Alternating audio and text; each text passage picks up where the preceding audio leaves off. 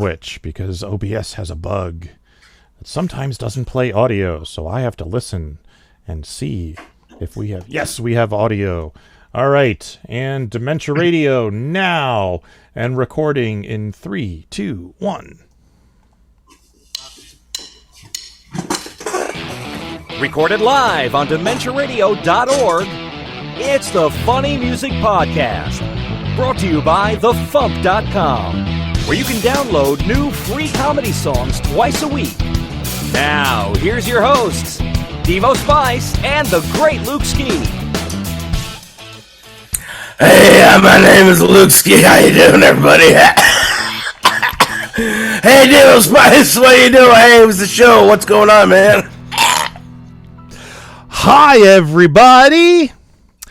We're back. We're gonna see how my bandwidth holds up. It's crapping out already. I can see it. Yeah, it's back. All right.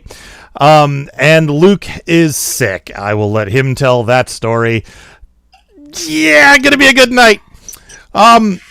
We are here with Daniel Eric Finkel. Welcome to the show, Dan. Hey, how's it going? Going good. I have no idea what I've gotten myself into. You really don't. Yeah, this is gonna be fun. All your personalities just like exploded in like 20 seconds. That's what happens when I go on the air. And Insane Ian is with us. Welcome back, Ian. What? Oh, it's me. It's hi. Yes. Hello, everyone. I'm back. Hello. Welcome to. I switched scenes already, so it's gonna play the music again. Oh, god damn it. Let's going off without a hitch. Music off. And there. Okay. Welcome to episode 669 of the Funny Music Podcast for Thursday, April 13th, 2023. The title of this week's episode is An Entertaining Faint. And I will put that in the chat so we can review to it. And your challenge for the evening is to try to work that into our conversations somehow. So... let's get caught up. Oh, this is going to be good. I can tell. Yeah. Let's get caught up with what Devo and Luke have been up to since last week. Or else Devo, if Luke failed and didn't show up. Hey, what? Oh, he's right. So, Luke, what you been up to? Well, I went to the convention called Dream... Excuse me. Dream Hack. It's called Dream. Yes, Dream Hack. In fact, correct, Mr. Ian is the name of the convention, and it was interesting to say the least. There was fun to be had, and I'm very happy to say hi, Cubert. This is my cat, Cubert. In case everybody's wondering why there's a mountain of orange fuzz on your screen instead of my face. So, hey, buddy. He smells the Chipotle, and he wants to be all up in everybody's grill. Come here, you. Come here, you. Oh, I got you, boy. So, yeah.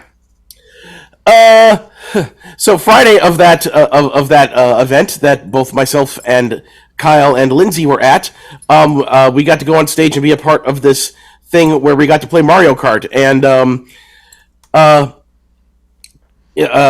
we were all booked there because of my roommate Santana, who was basically more or less kind of the entertainment booker for the whole event. Like pretty much every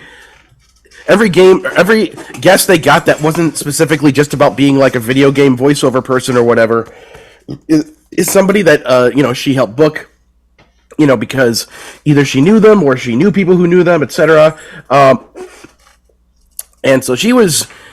She was doing great. She was doing her job and all that stuff. But when it came to, like, getting on stage to do this thing, it's like, that thing where you go to a convention and you can almost immediately... This is mainly aimed at Devo and Ian here. Where you show up at a thing and you can almost immediately tell that somebody had, like, part of an idea and then either didn't follow through on figuring out the rest of that idea, or... they just didn't communicate what the rest of that was to, like, anybody else involved. Are you kidding? That's my brand. Pretty much. So, because we're all back there going, like, okay, we know that, me and Kyle and Lindsay and our other friend John Allen, who's a voiceover person, we're all supposed to go on stage and play Mario Kart as a part of this overall creators gauntlet tournament where like there's 4 teams with different names having to do with San Diego related stuff, and each of the 4 teams has some kind of captain from the greater DreamHack community who's like known in the video gaming world for video gaming competitiveness or whatever. So, and like we're all being brought on, like each of us is teaming up with one of the team's captains so that we're all competing against each other playing Mario Kart in some way. But we're all backstage still going like, well, yeah, but how does this work? What's, who's playing who? Like, how are we taking turns? How is any of this working? And like, they didn't explain it to any of us until we were on stage. And then what it ended up being is that the 4 captain people were like sitting on a couch, and then we were sitting in chairs behind them. And then they start playing an individual Mario Kart race, a versus race. And then whoever came in first place of that race, like they would then switch positions with the guest person, and then the guest person would be racing, and then basically every time a race would happen, and whoever the first place person was, they would have to switch with the guest behind them. And I guess the premise behind that is they're assuming that the guests behind them aren't as good a Mario Kart players as them. It's like, well, you don't know me, Colin Lindsay, do you? Because, each of them, so each of our captains ended up winning and swapping out. And there was this one lady who is, like the DreamHack overall company, like the whole convention scene, like they come from somewhere overseas, and, so there's like an international cadre of awesomeness of the people involved running this thing.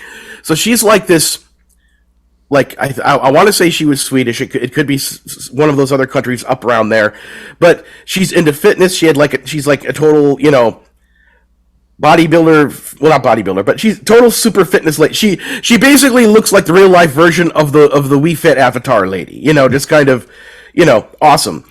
But for whatever reason, she just could not play Mario Kart with a dang. Like, that's not her, wheelhouse, literally. So John Allen was sitting behind her. So for the, there were 4 races done, and then there ended up being a 5th race because my team captain won, which led to me getting to race, and then later on, I won another round. So then they decided, let's do a 5th round, and we'll pick somebody from the audience to be your team's person for that thing. But the Swedish lady never won anything. So John Allen was brought on stage as the special guest to be involved with this thing, and sat there the whole time and didn't play Mario Kart at all. Oh, jeez. And he took it with a lot of great humor. He was basically like, peanuts? Can I get a soft pretzel? He's like just doing stuff. It was... So when my team captain went to pick someone from the audience, he's like looking in the audience, and I went up next to him and I saw that one of our friends, who was another one of Santana's cosplayer friends we booked, our friend Mariah, was dressed as a female Waluigi, and she looked awesome. So it's like, we got to get Lady Waluigi up here. We have to have her play. And then when she got on stage, because we were between things, we had to switch stuff out. She was able to switch the player. We were using that kind of rose gold Peach as our racer, but then she switched it out for Waluigi, because of course she should have. But yeah, so it was neat. Yeah, so it was neat. It was fun, and I can confidently say that at no point did Kyle or Lindsay beat me. Awesome. Which is the important factor for someone who plays Mario Kart as often as the 3 of you do together. Yeah, and he at one point he said in response to one of my posts that he said, "Me and Berto and I will end you." It's like, oh, really, Carosa? I don't see us being ended around here. But yeah, and then there's other stuff that we'll go into on the podcast, the Tunes podcast, which was recorded earlier today, which is primarily about the Super Mario Brothers movie, which is awesome, and everyone should go see if you haven't already. But yeah, as soon as I got back, I got back Sunday night. I was feeling fine. Monday, I had a day off work, and I was just basically using it to recuperate. But as Monday went along, I just started feeling worse and worse, and I was suddenly all congested. My throat was hurting and everything. Tuesday morning, Santana, who was also feeling pretty crappy, said, "Hey, let's go to the urgent care." So we went to the urgent care, and they told me, "Oh, hey, you have a fever of 101." Hold on, I'm going to yell very loud right now. Santana, come get the phone thingy! I admire the subtlety of that. Yes. All right, never mind. Hold on. Be right back. So Luke's gonna go away and answer a phone thingy. Apparently, he has more of a story as to exactly how sick he is. I think some people watching this may have jumped ahead a couple pages, but well, yeah, Luke's back. Anyway, so yeah, we go to urgent care. We see doctors and stuff, and they're like, "Hey, Luke, you have a fever of 101, and you have bronchitis." It's like, and they did like an immediate, like, quick test for flu and for COVID, and they said, "No, you don't have either of those." And they told Santana, like, "Hey, you have strep throat, so here's get a bunch of prescriptions, go home and take care of yourself and chill." So I called my my boss at ease.com where I do the deliveries, and I said, "Hey, I need to take the next couple of days off because I have bronchitis." And he was like, "Okay, cool." So, basically spent Monday, Tuesday, and Wednesday feeling really crappy, trying to rest and recuperate. Today, I'm actually feeling pretty, darn good and clear and lucid. And then I got a call earlier today saying, "Oh, hey, this is the urgent care place. Yeah, the further testing we did came back and surprise, you have COVID." So, yay! Surprise! Anybody have that on their bingo card? So, yeah, because I was kind of starting to believe for a long time there that, I was just impervious to COVID. Like, that's my mutant power, in the X-Men. It's like, I'm impervious to having a girlfriend and COVID, but apparently... So yeah, just found that out literally a few hours ago after I recorded the podcast with Kyle, and he tested himself. He's fine, and for now,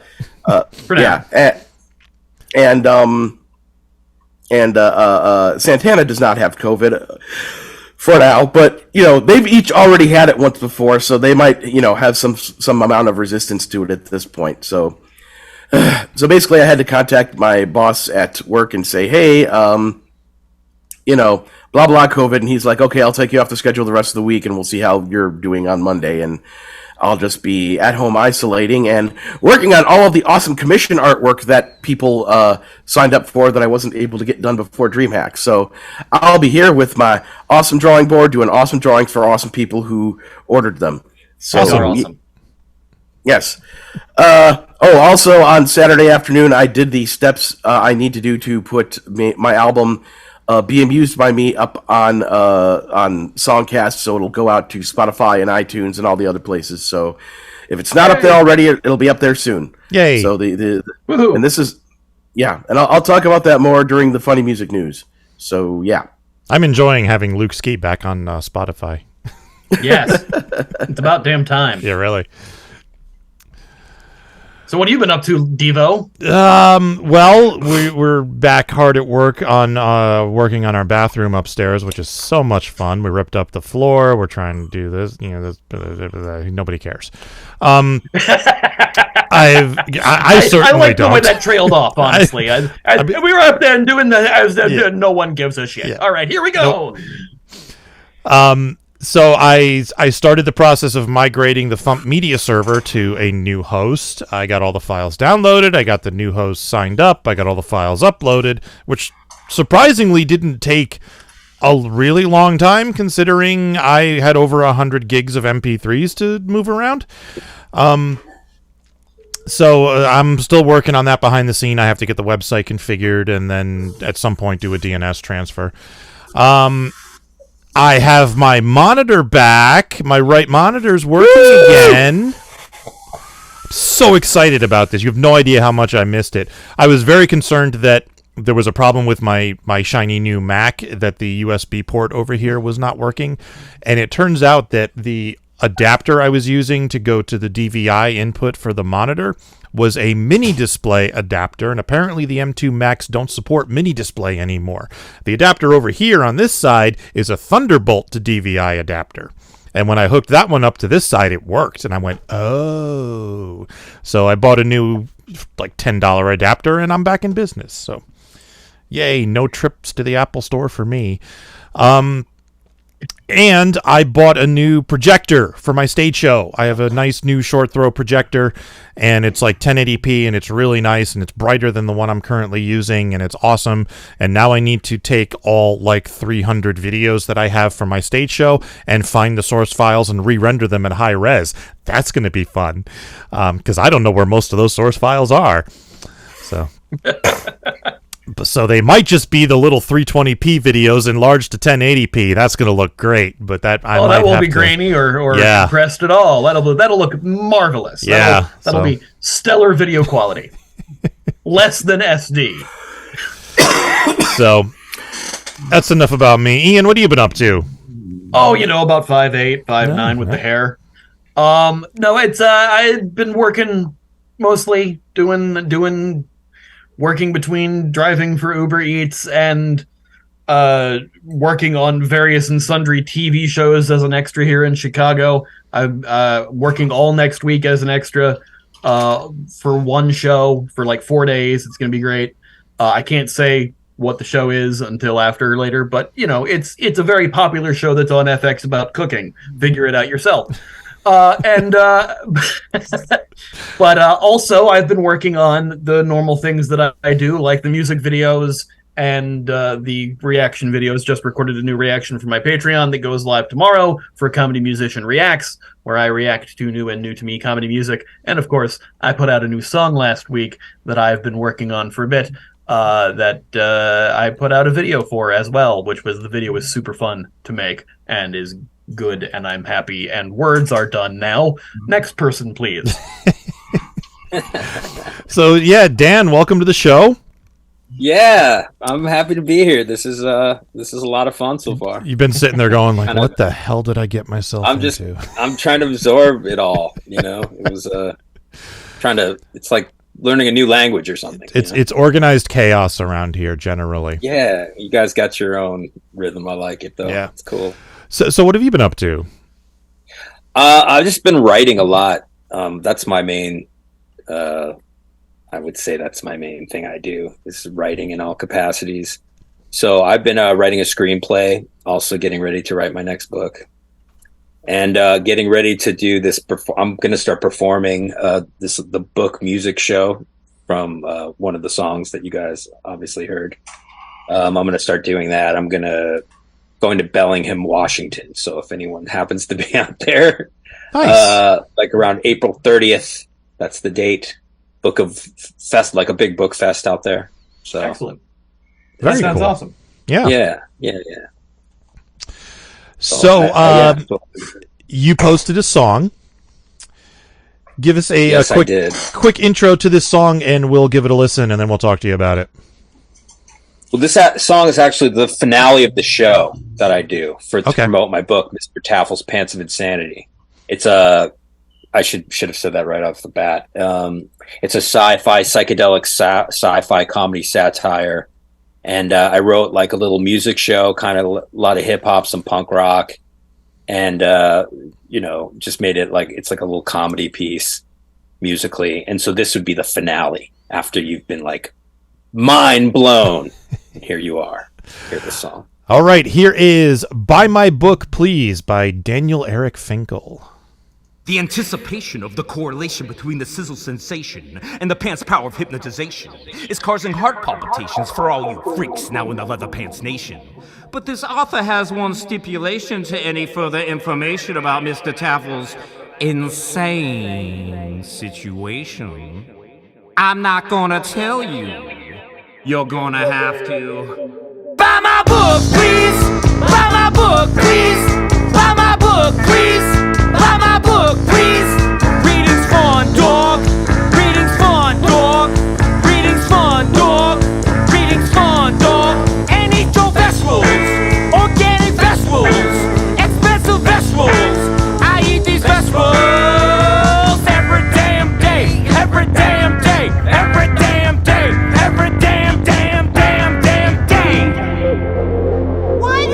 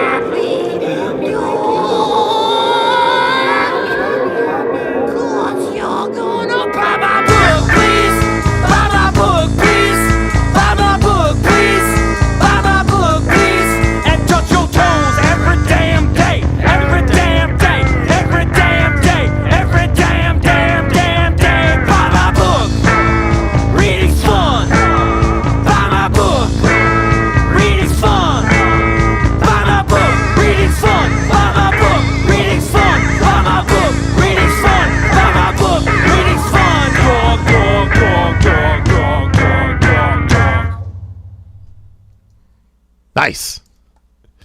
All right. And I think the stream dropped while the song was playing.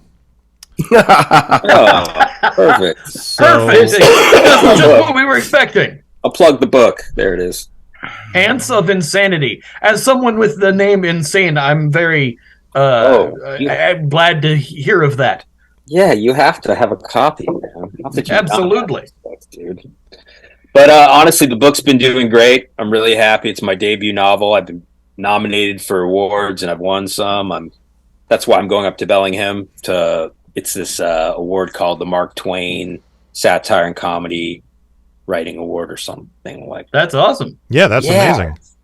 It's been really cool. So I'm all guns are blazing on promotion. That's why I'm doing this. And I've been in a lot of bands in the past where they were like theatrical and comedy kind of, in that direction. Yeah. So that was kind of using all those skills to kind of like, how could I do that to kind of promote the book? And here we are, That's awesome. So is this sort of like a rock opera adaptation of the book, or is it? It's not really, because the whole show is like less than 20 minutes, Okay. Fair, but it's fair. like I basically take them through the book, like with little vignettes. I start setting up like this is the character, blah blah, in a funny way, and then I go into the song. You can kind of follow along, sort of, And then Very cool. there's like 3 songs, basically an intro and that outro. And And I love this as an spoken outro. word. I absolutely love this whole idea of ending your song with a plug like this. It's fantastic. I may have to steal this idea and write a song about buying shit at my merch table. That's the best flattery there could be. Right? Absolutely. Yeah. So it's like I have a mannequin from the book. So it's like me and this mannequin. I'm wearing the pants are leather pants. So I've got leather pants. I got a little kazoo solo. You As one see does. someone rapping about their book. You're going to buy the book if you're going to Right? the book, probably. Yeah. Absolutely, absolutely. So to sell this book, I'll wear leather pants. I'll fucking start rapping. Yeah. I'm ready. I'll wear leather pants to sell this book. Yeah. That's just the best statement ever. It's up there. Yeah, you're right. It's a solid pitch. I'll wear leather pants to sell this book. Yeah, totally. So what is the book about? Like, is there a story to it, or is it like there is or... a definite story. Basically, our lead character, Mr. Taffel. Let me set it up this way. There's a secret world under the streets of downtown and behind the walls that was created by this radically experimental artist using alien technology with unlimited funds. Right? Nice. In order to gain access into this world, you must be given the secret password psychically. That is, until this salesman who has no self-esteem had his girlfriend dump him, is trying to like make it in this sales cult, high-tech sales cult, falling on his face, decides he's going to buy these leather pants to wear to this convention because he thinks it'll be cool, but really the pants are making him, because they're cursed in such a way that they're like magnets to the freaks of the world.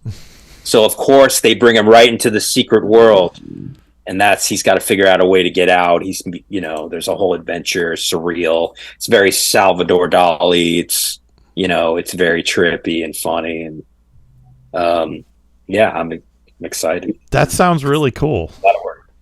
Thank you, man. Like, that sounds like Thanks, right up man. my alley. I need to look into this. Yeah, definitely. Yeah, Exactly my brand of insanity. So Yeah. No, it was almost made into a movie a long time ago. It was one of my initial screenplays, because that's what I do mostly, as a screenplay writer. Oh, cool. And but it was like an R-rated, kind of more like Something About Mary-ish humor, All right. sort of. It was different. Nothing wrong But, with like, that. Yeah. It mutated over the years. Like, I have a lot of projects that just like they pop back, and you do another rewrite, and you have an opportunity to try to do something, kind of deal. So this was basically, it was almost made at New Line. with this like young hot director at the time. They thought, all this whole thing never happened. And I had a chance to rewrite it for Disney. Maybe I knew a contact that was like this big shot producer on the Disney lot. Mm-hmm. So I was like, I'm going to change it to Mr. Toad's Wild Ride. And I saw this vision in my mind. It was stupid, but there was like a Nick Cage movie where it was like they were doing the what's the Sorcerer's Apprentice. So it was kind of like that where they were humans, but it was sort of taking. So I kind of used that as my model and sort of tried to change it. But I just went. So I really leaned in towards like the Alice in Wonderland, Secret World, magical qualities, and just kind of. So when I was deciding what I was going to write for my first book, I was like, I'll pick that one because, everyone wants to read a new Alice in Wonderland, Willy Wonka, but with more like satirical humor, like a Kurt Vonnegut or something like that. Right on. Yeah. So, the pandemic hit. I'm the dude that wrote his first book during the pandemic. That's Yeah. It's time to write my novel. So that's what I did. Some people were baking bread. You were writing novels. I get it. I did. That's what happened, man. I know I wouldn't have written it if that all thing didn't happen. So as with all bad shit, there's always some good shit on the other side of that. So that was some definite positive stuff that happened to me out of that break. That's awesome. Thank you. I love what you guys do here. Thank you. I'm so happy that I found you guys because I think it's such a good site. I love I'm amazed by the quality of like people doing like comedy and parody songs and stuff. Really wild. We have a lot of talented artists, associated so with us. We have a lot of artists. Yeah, we have a lot of artists. I feel really blessed that you guys picked me. I mean, my song because I mean, hearing everyone's stuff, I'm like, okay, this is like It was good stuff. Yeah, well, welcome to the fold. Yes. Yes, we're all about one of us. Yeah, I am definitely engaged. Yes. The indoctrination begins. Yes. I love cults. I'm into them. Sweet. Luke, you were going to say? Yes, we are all about walking up to the edge of the abyss and screaming, comedy music is a legitimate form of entertainment, and then nothing comes back. The abyss has no echo. It's very, very adverse to us. And Yes. Yes, it usually results in an entertaining faint. look at that! He used his own phrase. There you go. Wah! See, I just really figured at thought some point Luke the was illness setting it would up. over... What was that, Devo? I really thought Luke was setting it up. I thought he was going to say it, so I was hovering over the button. And Luke, you were about to say, I'm sorry. No, I'm just assuming at some point my illness will overtake me and I'll fall over, and then that in and of itself will be an entertaining faint, which would qualify. There you go. I kept picturing myself playing basketball and juking to the left and right, but that's a different spelling of faint, so it wouldn't have worked.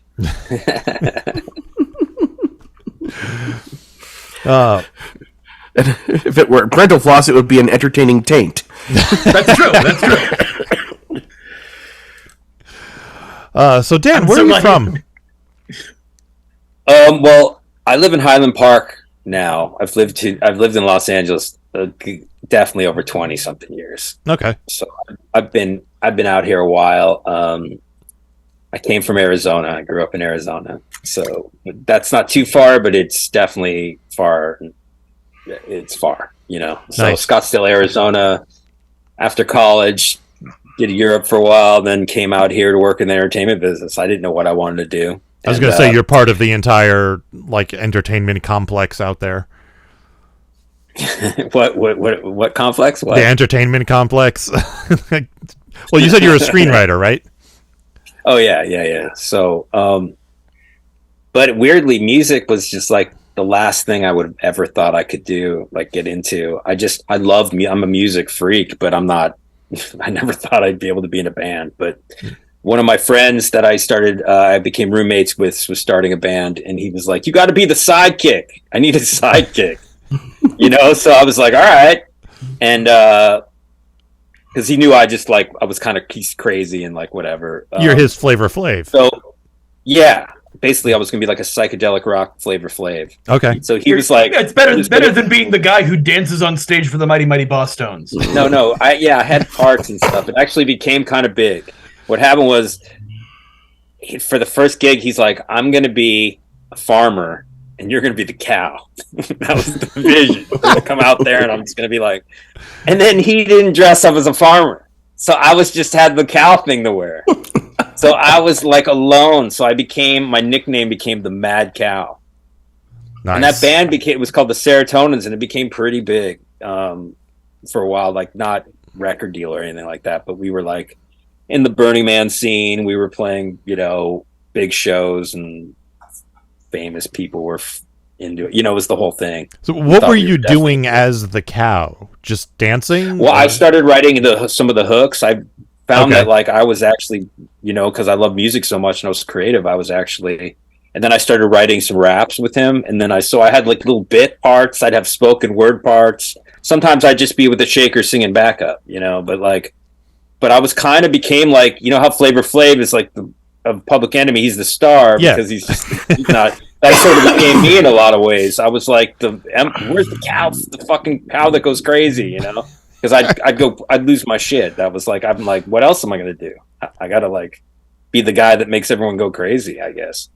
Awesome. Just be honest with that. And so that happened. So that became kind of a, like I was positive we were going to, so it was, I've never been so hurt by any person or anything in my life, any breakup, than when that band dissolved. Cause I was in a cult. I was positive we were going to be like some big thing. It was just, everything just kept happening and happening and happening. And then it just blew up.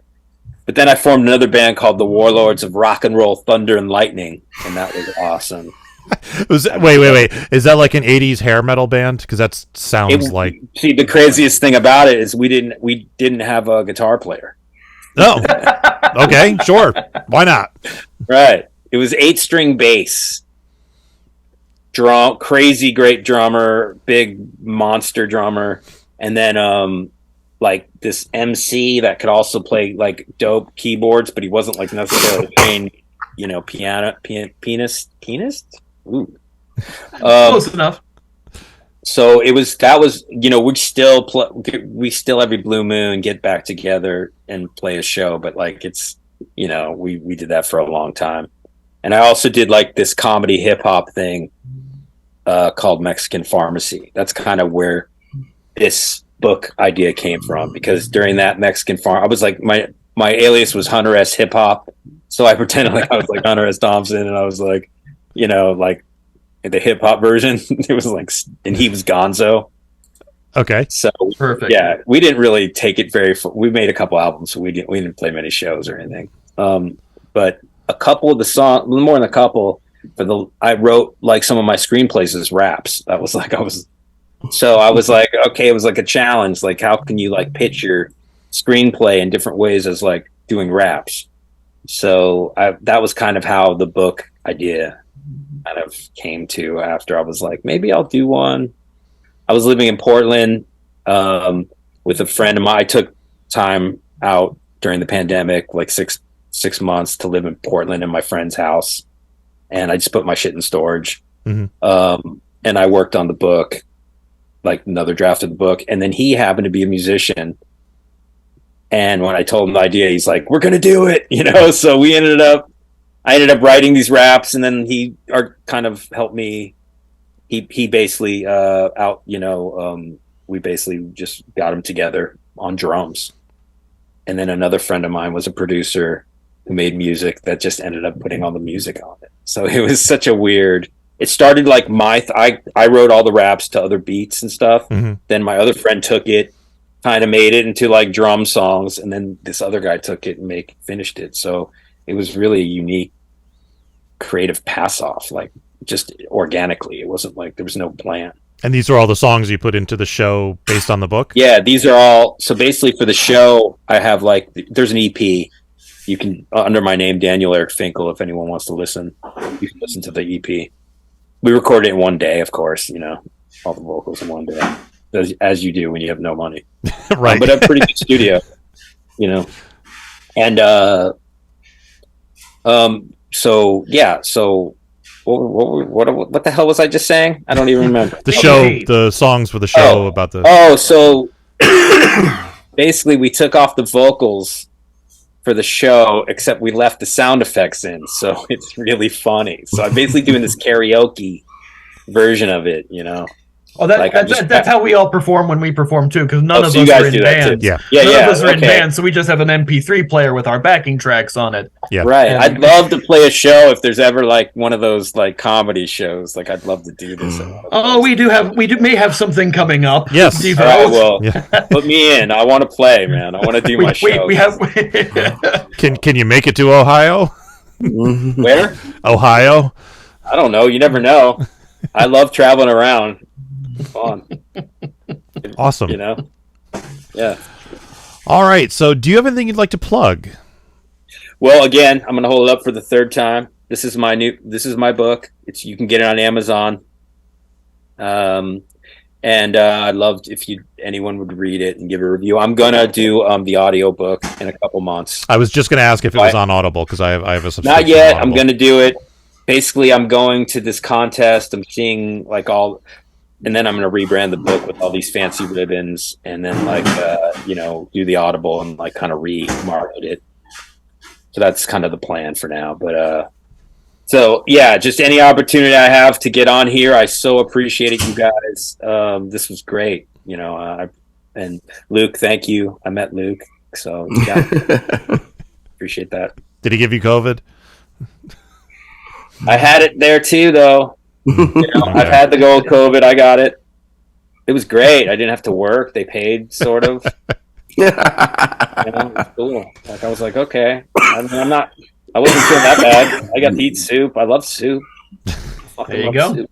I'm literally clicking on things of soup on Instacart so I can have soup brought to me. So that's the only time I've ever used Instacart too. When I had COVID. And I was like so lost.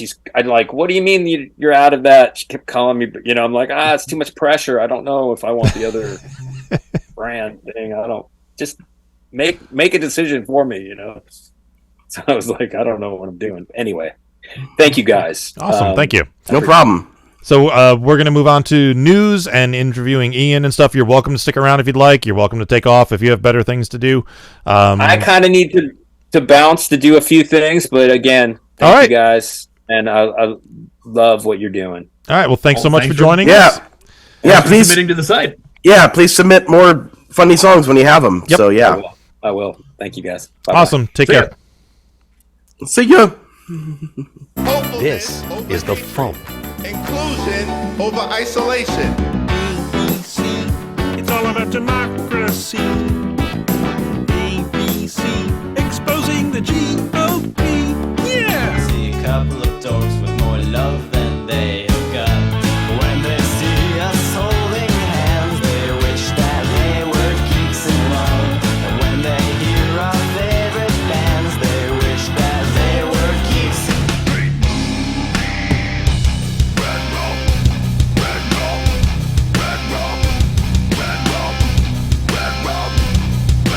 That's the Funny Music Project at thefump.com.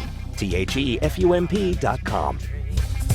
Oh, the big 5-0. It hits you like a bomb. Your libido is waning and your memory is gone. You can well not say goodbye to get up and go. Howdy do, welcome to the big 5-0. Time for funny music news. Something. In the news, the Logan Whitehurst Indiegogo for Your Friend Logan is up to $11,565 with 11 days left to reach their $21,000 goal. So if you haven't already checked this out, go to Indiegogo.com and search for Your Friend Logan, not my friend Logan, Your Friend Logan, and help them out. Yeah, do the thing. It's important. Yes. And Weird Al will be appearing at a live screening of Weird the Al Yankovic Story at Dynasty Typewriter in Los Angeles, California on April 23rd. This is a benefit for Good Deed Corp's Impactful Texas Turnout campaign, which is registering to inspire young people to vote while eliminating all barriers to casting a ballot in Texas Rio Grande Valley. Tickets are $100 for general admission and $250 for the VIP, which gets you a dinner and a meet and greet with Al. Film starts doors open at 6:30. The film starts at 7:30, followed by a Q&A with Al.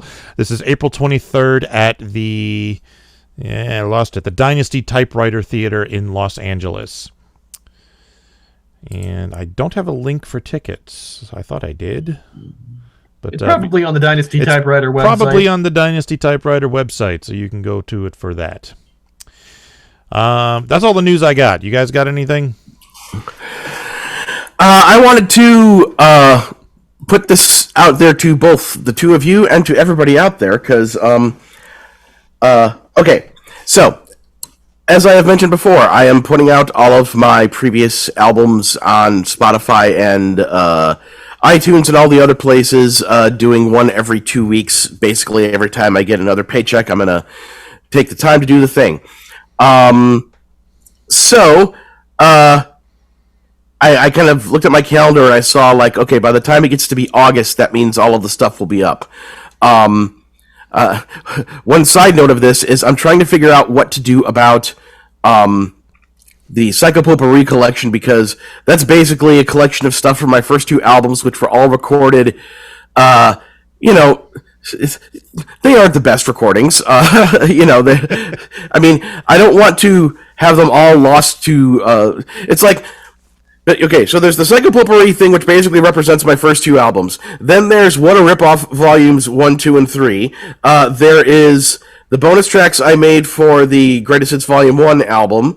There's the Worst Tribute Ever album. Basically, I don't want to pay $20 and go through all the effort of putting all of these individual albums up on the rest of those things. I mean, they're on Bandcamp, and I've decided I'm going to keep them on Bandcamp as they are. And the reason why I decided that is because when I posted 4th Grade Talent Show up there, I went to like, okay, well, now I can take all the individual versions of the songs down.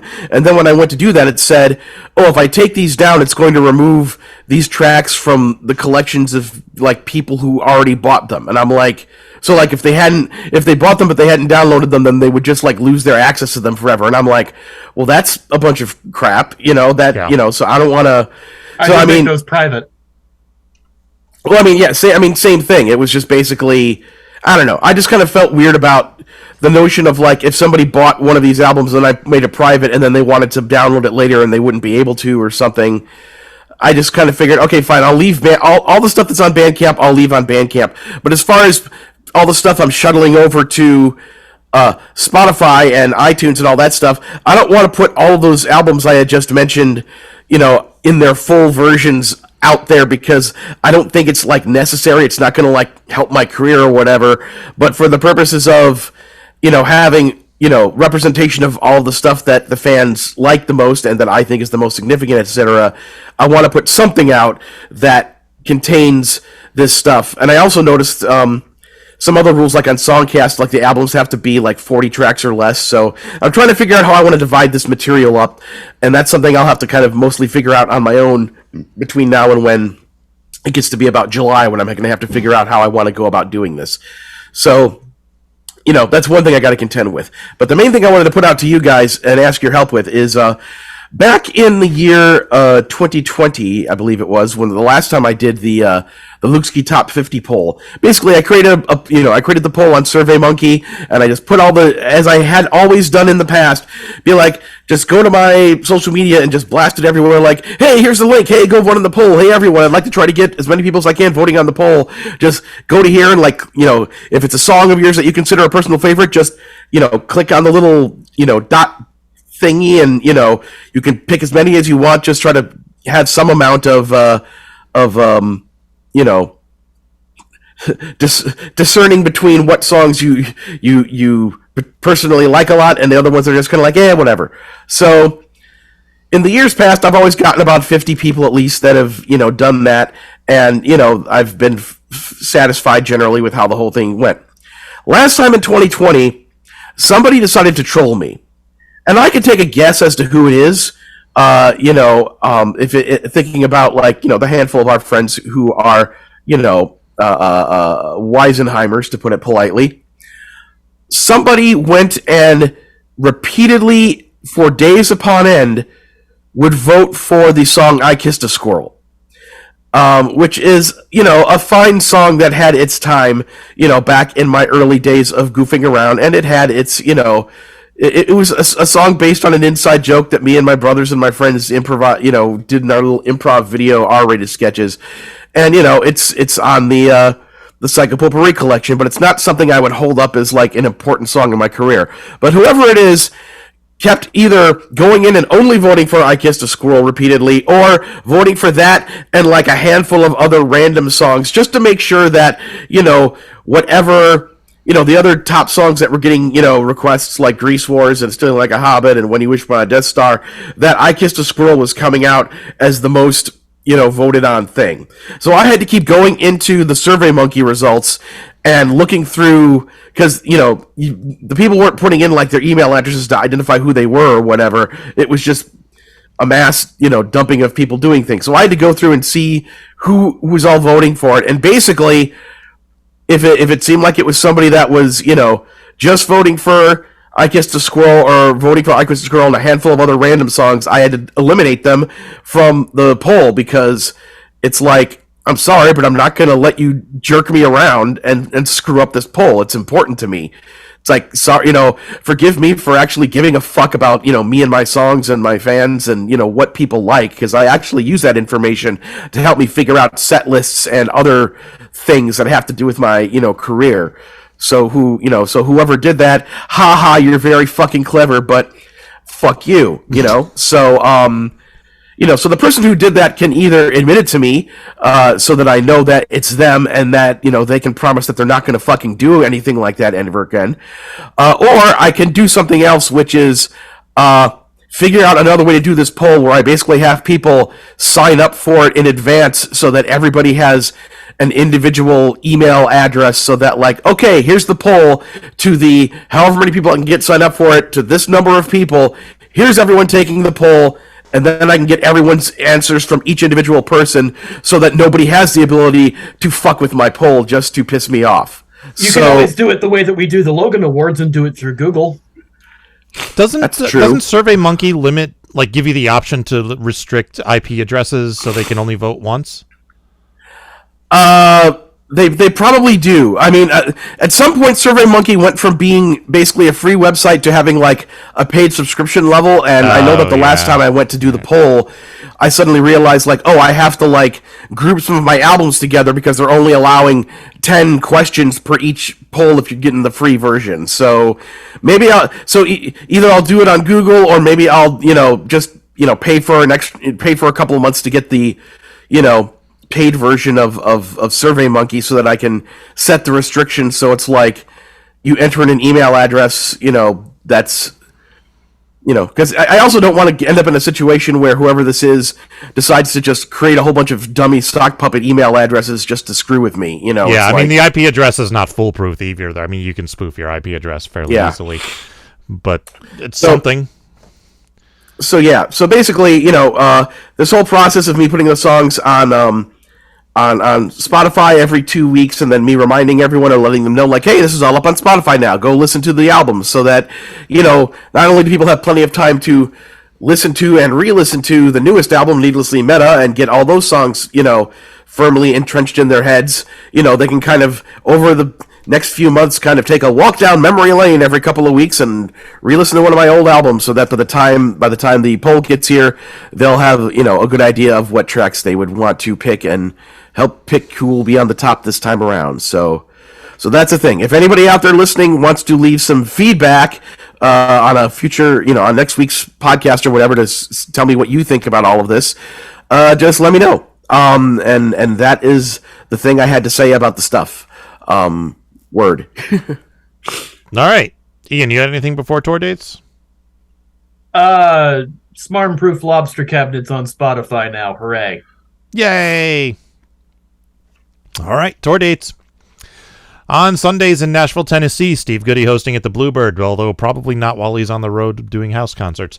On Mondays online, Steve Goody and Brad Tassel at virtualcomedyshow.com. Also don't know if that's still happening while he's away. And bandwidth is down to 89. Ooh, come on, creep back up. There we go. On the 15th in Branchburg, New Jersey, Carla Ulbrich. On the 19th in Canyonville, Oregon, Phil Johnson and Roadside Attraction. On the 19th in Pittston, Pennsylvania, Carla Ulbrich. On the 20th in Beach City, Ohio, Toby Danger. And on the 22nd in Glen Allen, Virginia, Devo Spice. That is RavenCon. I actually have doing a lot at RavenCon. I finally got my schedule. I'm doing one song during opening ceremonies on Friday night. On Saturday at noon, I have a concert. Saturday night at 11, I have a concert. Sunday afternoon at 2, I have a concert. I got a lot of concerts coming up. So that's why I got a lot of videos to convert to 1080p in the next week, and we'll see how this goes. So, all right. Birthdays coming up on the 16th. Dino Mike. Happy birthday, Mike. Also happens to be my wife's birthday. My wife will be turning 50 on Sunday. So happy birthday, Jen. Yay! She doesn't Happy listen to this birthday, show. Jen. She doesn't care. All right, Ian. What? You posted a song. Oh, that's right. Yeah, I did. Yeah, give us a quick intro. Oh, wait for the bandwidth to recover. It's down to 70. It's creeping back up. There we go. Okay, so brief introduction to a song. This song is not written by me. It is now in the public domain, and I posted it in time for the author's birthday. Hooray! All right, here is Poisoning Pigeons in the Park by Insane Ian. Now, the video has an intro with words. So should I read them or just let there be silence? You can let there be the quick silence. It's only 3 seconds. Okay. Here we go.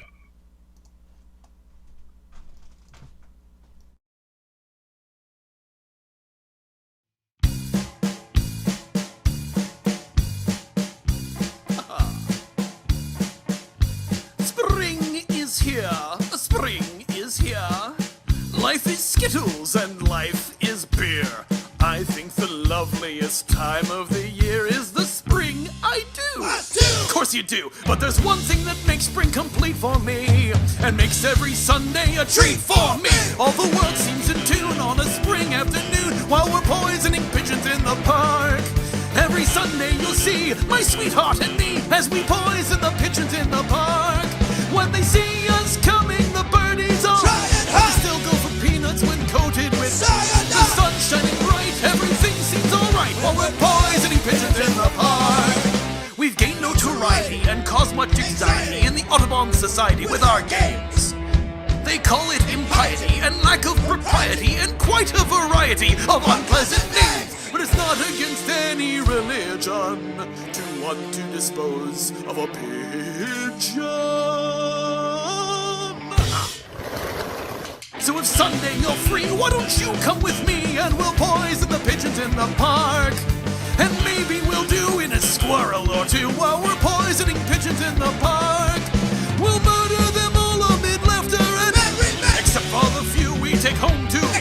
My post will be pricking in with each drop of strychnine we feed to a pigeon. It just takes a smidgen to poison a pigeon in the park. Woo! Rock, rock, rock, rock, rock, rock, rock. Yay! It does. That song rocks. Yes, indeed. That is all 100% thanks to Ben Stahl.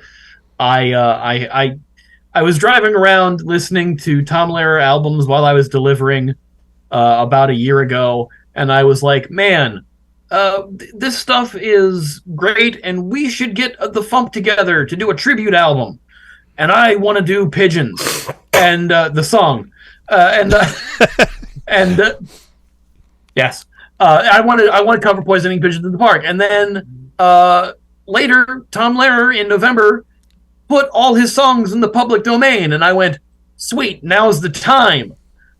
So I pitched the idea to Ben. I was like, hey, Ben, I want to do a cover of Poisoning Pigeons in the Park, but I want to do it punk style. And he went, okay, I'm going to take that idea and run with it. And he came up with the arrangement completely himself. He sent me a demo of it that is him doing the whole song, him doing the lead vocals too, and just to hear how the arrangement would go and everything. And man, I was like, I don't know if I can live up to the version that you sent me. This is fantastic. But 100% credit to Ben for the arrangement on this one. And because things were in the public domain, I was like, hey, we definitely should get the FuMP together to do a tribute album for Tom Lehrer. So I pitched the idea to Devo and Luke a couple months ago, I think, when I was on the FuMPCast last. And now apparently that's going to be a thing. It is absolutely going to be a thing.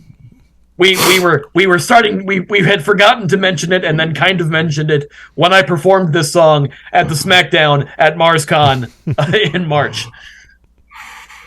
Yeah, my original SmackDown song was also going to be a Tom Lehrer song, but I ran out of... I had the backing track, and I was going to kind of come up with some new additional lyrics for it, and I just kind of ran out of time, and then also the reality decided to step in and be like, hey, we're going to, have Napoleon the 14th die on you there. And it's like, well, I'll just perform They're Coming to Take Me Away, haha, instead, because somebody needs to. Yeah. But also at that same SmackDown I believe it was Robbie Ellis performed Werner von Braun. Yes. By Tom Lehrer, so. Yep. So, yeah. And Steve Goody did the elements on accordion during his set, which was impressive. Yeah. But there's quite a few Tom Lehrer and Tom Lehrer adjacent songs during the SmackDown, and I went, okay, well, I got permission from Devo to announce this. We're doing a Tom Lehrer tribute album called The FuMP Desecrates Tom Lehrer, and we're very excited that I came up with the idea and gave it to Devo, and he just freaking ran with it. I'm like, cool, my work is done. I recorded my song and had the idea, and you do all the work now. Hooray. Yeah, that's kind of what happens. I do all the work. That's how things work around here. See, and usually I'm the one that comes with the ideas, and then somebody else does all the work. This time I didn't even have to do that, so I just got to sit back there and I have produced 4 different tribute albums. I think passing the work along to somebody else for once is fine by me. Yeah, I have I started out producing stuff for tribute albums. I was on the first Weird Al tribute album, Prosthetic Lips, but I didn't produce that. But because that one came out, I was like, I have an idea to do this for the presidency of the United States of America, the band. They had just broken up in '98, so I produced a tribute album to them, same way that fans submitted stuff. And then I did the second Weird Al tribute album, and then I did a tribute album to Chris Ballou of the presidency of the United States of America and all his solo work and stuff like that he's done with other bands. And then a couple of years ago, I did the NSP tribute album for their 10-year anniversary. So I kind of cut my teeth on doing tribute albums and producing them for different acts in the comedy music scope and realm. And this seemed like a good idea, and this seemed like the fun thing to do. And you decided, I'm not doing any more work. Let Devo do it. Well, I was fully prepared to do the work, but as soon as I gave you the idea, you ran off and did work, and I went, oh, well, I guess my job is done. Which I'm fine with. It's fine. Well, Luke actually did the hard work of compiling all of Tom's songs into a spreadsheet with like what song is on what album and how long it is and all that stuff. So, and we're using that to keep track of who is doing what song. So, it's very convenient, and yes, good work there. But we got that coming, and also this song is available on my new. My 5th B-side collection called Smarm-Proof Lobster Cabinet, which I've been releasing songs from here on the FuMP as of late, and this was the next one. And I really wanted to have it out in time for Tom Lehrer's 95th birthday, which was April 9th, which was also Easter. Yes. So what other great way to celebrate the resurrection of Christ than by killing flying rats? Sure, it works. Yeah, sure. It's a thing. Yeah. Why not? But yeah, Ben shot himself performing the music in the video. He shot the people on the watching it on Twitch got to see the music video while the song played. there's a shot of him playing bass and a shot of him playing guitar. He's wearing the same outfit in all three shots, but he filmed himself playing bass in the exact same angle and the exact same outfit as he's playing guitar. So it didn't look different when I looked at those. So I had to flip the shot of him playing guitar so he's facing the other direction. So that's something in the video there. And I filmed myself outside my backyard, which kind of looked like a park. Yeah. And then filling things out with free royalty-free stock footage of pigeons, which was fun.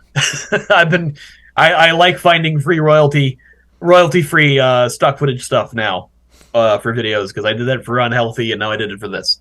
So you could have gone to one of those AI video generators and said, "Hey, make me a video of poisoning pigeons," and seen what they got. MC Frontalot did that for one of his songs recently, about maybe a couple months ago. But you have to generate like each line of lyrics. Oh, interesting. So here's the image that gets generated from this line of the lyric, or I don't think it's a thing that generates the entire video for the entire span of the song or something like that. So. Yeah, they'll get there. Probably. Yeah. Awesome. So what else is going on with you? Same old. I am still working on that BioShock EP. I'm still working on various and sundry other musics. There is a song that I am needed to provide lyrics for that I have not had a chance to do so, which I'm working on currently. I know what you're talking about. You know exactly what song I'm talking about because you're a part of it.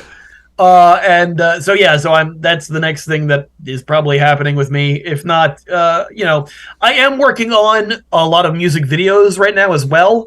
I have an animator working on a small section for a music video for I Bet I Can Eat More Waffles Than You. Oh, cool.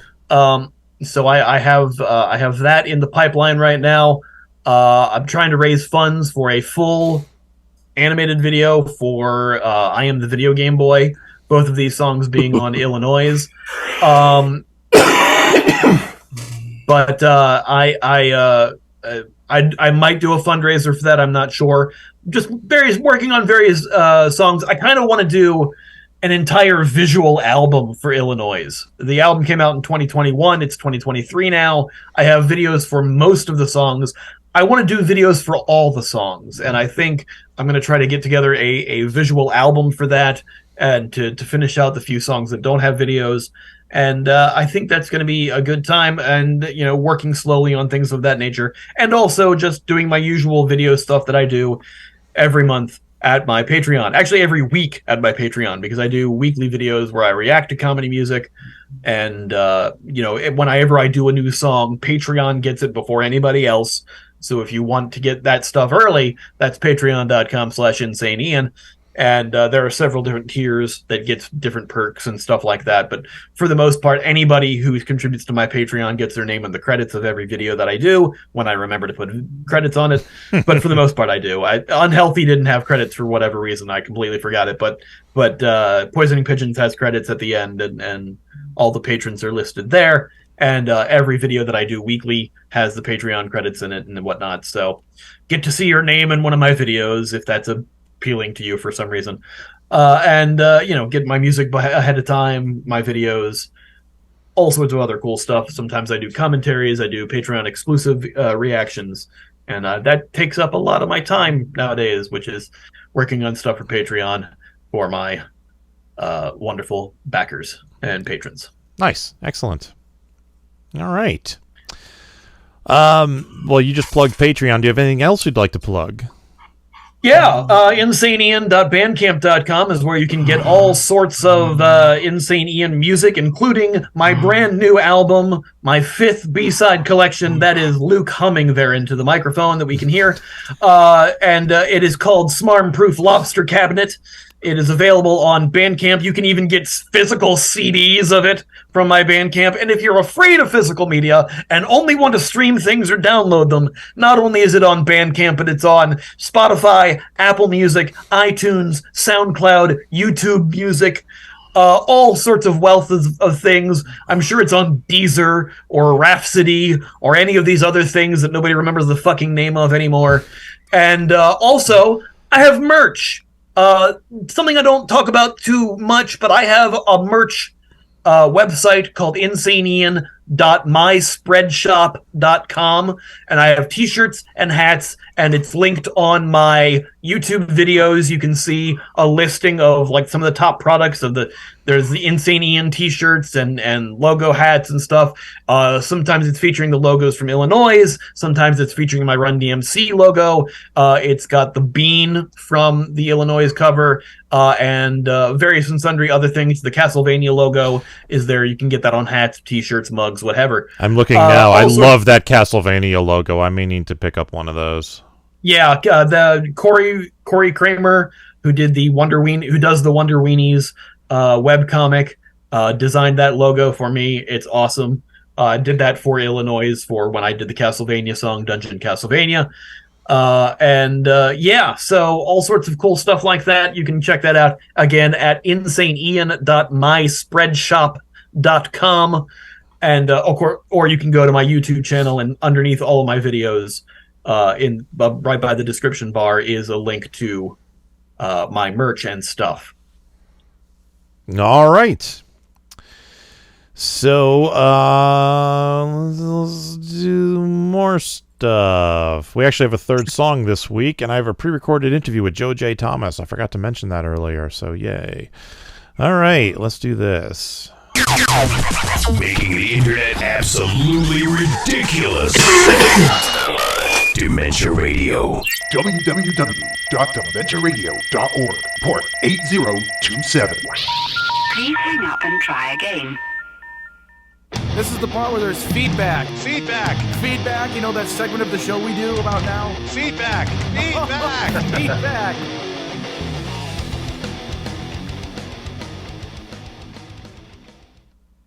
Alvarant wrote, "If you haven't heard, the Misbehavin' Mavens are breaking up to pursue individual projects. They are a great group, and I hope we'll hear from them in the future. They're doing 2 farewell concerts in the East. They will be missed." I had not heard that. Thank you for letting us know. I actually just saw a tweet from them about that today, and I retweeted that earlier. At one of their farewell shows they're doing with the PDX Broadsides. Oh, cool. They're doing that in Pennsylvania, I believe. They are from the DC, Washington, Baltimore area. Which is ironic that, like, I used to be from that area and I never ran into them because they were more DC than Baltimore, and I was more Baltimore than DC. So I wish I'd run into them when I was out there, sadly. It's amazing how that works, isn't it? It is. All right, that's all the feedback we got. So let's get into our third song. This is by Joe J. Thomas. This is R2 Death Star.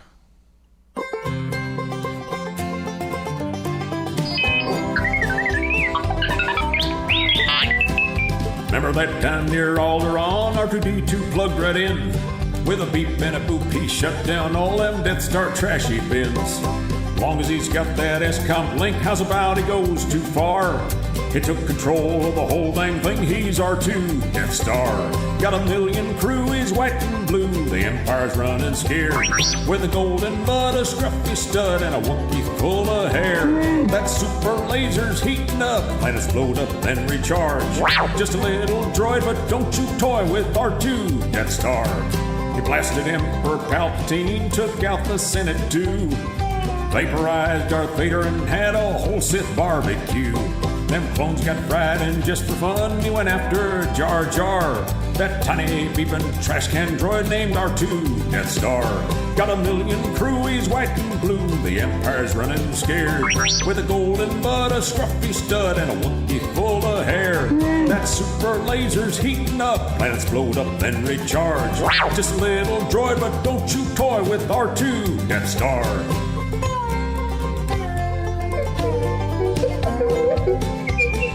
Now y'all know the real story about how the Jedi won. From a tiny droid tooling round with a planet-busting gun. Whoa! So next time you're thinking about the Force, the light side and the dark, there weren't no Jedi won that war, 'twas R2 Death Star. Got a million crew, he's white and blue, the Empire's running scared. With a golden bud, a scruffy stud, and a Wookiee full of hair. That super laser's heating up, planets blowed up, then recharge. Just a little droid, but don't you toy with R2 Death Star. He's a bit annoyed, that little droid, he's R2 Death Star. Buddy.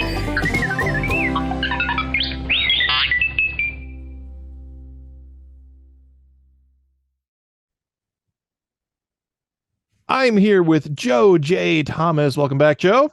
Hi, good to be here. So tell us about R2 Death Star.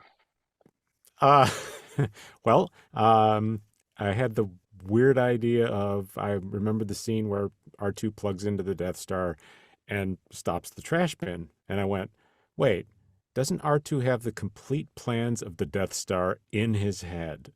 Why doesn't he just take control of the whole thing? And so that kind of led to the genesis for the song. And then this song, interestingly enough, is the second of a bunch of things. It's the second time I've used Grandma's Featherbed by John Denver. Okay. My second Star Wars song, because I did the Obi-Wan one. Mm-hmm. And my second animated Star Wars song with the same animator. So. Oh, cool. Yeah. I've heard people talk about that R2D2 scene before. It was like, well, if he can control the Death Star, why doesn't he just stop the Empire right there and just, just break the Death Star, sabotage it somehow? But no, all he does is save his friends and they're on their way. I figure, all of the stormtroopers and the crew, they all get their orders through the computer. So they're like, well, it wants me to attack the Empire. I guess it's okay. It looks valid. Right? That's all it would take. Like, what am I? I'm like a minimum wage employee, a grunt for the for the Empire. What am I doing here? I'm just going to do what they tell me. And it wouldn't even be the first time if you go chronologically, because the Order 66 from was that Revenge of the Sith? Basically the same thing. We're just turning sides again. It's same people. Yeah. No, attack them. Oh, okay, I got it. Yeah, exactly. Yeah, not the. I guess the evil usually doesn't have the brightest people underneath it. It's like, oh, let's put a couple of bright people at the top, and we'll put all the idiots below us. Yeah. Okay, boss. So what was the other song you parodied with using the same John Denver song? Oh, that was the anti-Trumpian one called Dotard Featherhead. Oh, okay, that's right. Yeah. So I'm like, I really like that song, and I was just the idea for the R2 thing was in my head, and I'm like, well, what song would I put it to? Oh, I like that one. That's a, how about a nice jaunty song for blowing up the universe? Sure. Yeah. That works. So, tell us about the video that you have for this song. Oh, actually, I worked with an animator named Kwu, and I sent her the song, and I said, we did a previous Star Wars thing. What can you think of for this? And she said, how about we do it like, somebody's got little paper figures on popsicle sticks. And that was the basis for the idea. And then she made curtains, and then I found the asbestos curtain for the background, which shows up in the video, and actually had like 3 people ask me about that. They're like, why does it say asbestos? I said, well, because theaters used to have asbestos fire curtains, and they were called safety curtains. And there's this gigantic chunk of asbestos that went up and down every time during the performance, and you go, oh. so that used to be that was a meme before memes existed. People like, oh, asbestos, that's the curtain at the theater. Yeah, the safety curtain. Yes, the safety curtain. And so she had that idea, and then I dug through some other things where I was finding like I found a green screen planet blowing up effect, and then she made like the regular planet, and then the flip side of the thing was the planet blowing up. So I just melded those two together. His Death Star beam is like pieces of yarn Yep. I saw that. Like, I thought that was great.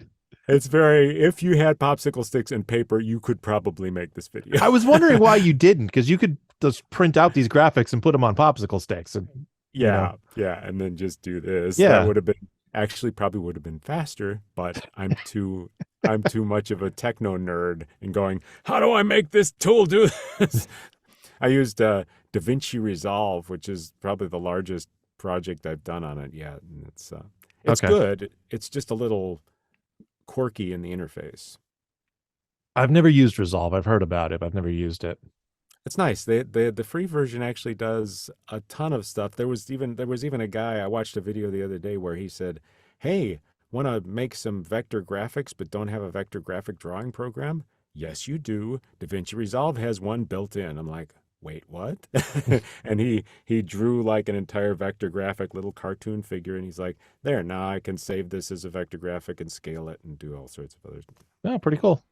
Yeah, so cool. Excellent. Tool. Yeah. So what else is going on with you? Probably stuff you can't talk about. I know. Working on other songs and stuff I can't talk about. Yeah, I've got two things coming up that I can't talk about, and then another thing that I can't talk about. So it's always fun interviewing voice actors. Yeah. Before I ever signed an NDA, it was much easier because I didn't know any better and I was just an idiot. And they're like, yeah, who cares if Joe talks? He's not, oh, wait, this project you probably shouldn't talk about. I'm like, wait, a what? What am I signing? So, yeah. Oh, well. Now they're all like that. And I'm like, yeah. Okay. All right. Plus, I got to make sure they're not using my voice for an AI somewhere. They probably are. You could probably figure that out. Yeah, they are. I will be artificially intelligent. I saw a great somebody came up with this great little snippet video where they've got a guy and he's saying, "Hi, I'm so and so, and I'm blah blah blah blah blah blah blah," and then partway through he says, "And I'm not talking right now. I'm just doing this with my head," and literally they cut to another shot of him and his mouth is closed and he's doing this with his, and then a third guy comes in and says, "And now it's my voice coming out of this guy's mouth," and his mouth's still moving. And he said, "But you want to hear his voice, so I'm going to talk, and his voice is going to come out of his mouth, but he's still not talking." I'm like, wait, what? That's how it's just gotten very surreal. It's gotten very good, yeah. They're doing some really cool stuff with it, and kind of scary stuff too. Yeah, we'll see where it goes. Yeah, but that's not what's going on with me that I can't not talk about. All right, then. Okay. So do you have anything you'd like to plug? Just the usual, joesdump.com, where any past and future music will be posted, or other things. And watch for me in unknown, unnamed, unnameable projects. Well, when they become named, let us know, and we'll give them a plug. I will. All right. Thanks so much for joining us. Thank you. Teasing. He's a teasing kind of guy. Now you have a job. Yeah. Why can I not see myself? There we go. That was so weird. Oh, well. Teasing. Tomorrow's song is by Marion Rosen. And Tuesday's song is by Ookla the Mock. Woo! And I need a topic for this week's Spotify playlist. Ian, got any suggestions? We've got the new Super Mario Brothers movie. Video games? Either video games or specifically Mario. There's tons of people who have songs that are specifically Mario. But video games in general could work. I mean, that includes Bone Cage's A Double Dragon song and stuff like that. So, yep. I will look. I'll see what Mario songs I can find. There's plenty by me. Unfortunately, Scooter Picnic's cover of the Mario rap is not on Spotify. Otherwise, I would recommend that. But because it was a cover, so we didn't put it on the FuMP. So, okay, all right. Ian, plug yourself one more time. You can get my music at insaneian.bandcamp.com. You can get merch with my name and stuff on it at insaneian.myspreadshop.com. That's myspreadshop.com. And of course, you can help me make more music videos and music and such at patreon.com/insaneian. At youtube.com/insaneian. Also, you can see stuff and subscribe and stuff. I'm at almost 18,000. I'm at 18,000 subscribers, almost 19,000 subscribers now. So very nice. Moving up in the world. Yes, so close to almost being close to having one of those plaques. All right. Bandwidth. Come on, get back up.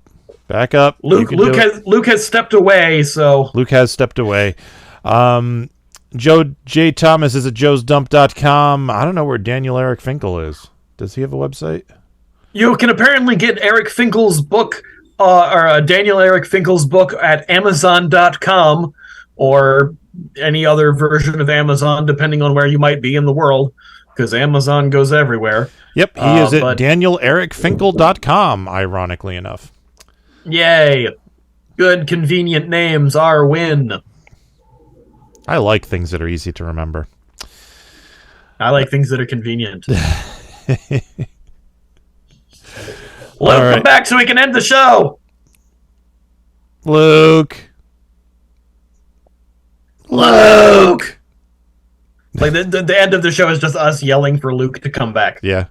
If he doesn't come back by the time it's time for him to say something, let's do that. Okay. All right. Here, so thank you for listening to the Funny Music Podcast. I'm Devo Spice. Luke stepped away. Luke is there somewhere. And there's Ian. And I'm Ian. It's me. I'm Ian. Hello. Thank you for listening to the Funny Music Podcast. You can listen live every Thursday night at 10 p.m. Eastern, 7 Pacific at DementiaRadio.org and join us in the chat. Or subscribe to the podcast feed. Look us up on iTunes and be sure to leave us a review. Feedback for the show can be sent to info@thefump.com.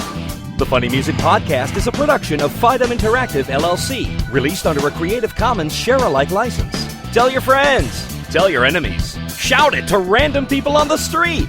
And be sure to visit thefump.com for the latest funny songs. Tune in next week where you'll hear Luke Ski say, Ian, have Sarah make me some white chicken chili and send it to me, please. Thank you. I'm sick and I have COVID, and that means I get what I want.